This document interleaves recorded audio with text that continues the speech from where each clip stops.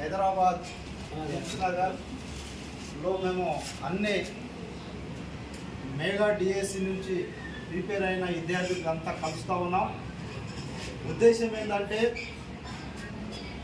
1/7/2024 గిరిజన సంక్షేమ శాఖ కమిషనర్ కార్యాలయం ఎదురుగా ధర్నా కార్యక్రమం ఏర్పాటు చేస్తూ ఉన్నాం. ఆ ధర్నా కార్యక్రమం ఉద్దేశం ఏంటంటే ఈ రాష్ట్ర ప్రభుత్వం తక్షణమే ట్రైబల్ అడ్వైజర్ కమిటీ నిర్మాణం చేసి 100% రిజర్వేషన్ ఇచ్చి తర్వాతనే మెగా డిఎస్సి ఏజెన్సీ డిఎస్సిని భర్తీ చేయాలని డిమాండ్ చేస్తూ ఉన్నాం.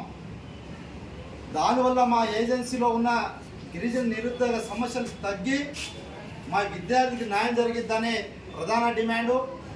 అందుకనే తెలంగాణలో ఏజెన్సీ ప్రాంతంలో ఉన్న విద్యార్థులందరూ కలిసి మన ట్రైబల్ అడ్వైజర్ కమిటీ 100% రిజర్వేషన్ కోసము మెగా డిఎస్సిలో 100% రిజర్వేషన్ ఏజెన్సీ రిజర్వేషన్ అమలు చేయాలని మేము రాష్ట్ర ప్రభుత్వాన్ని తెలియడం కోసమే పెద్ద కార్యక్రమం ధర్నా కార్యక్రమం ఏర్పాటు చేయడం జరిగింది.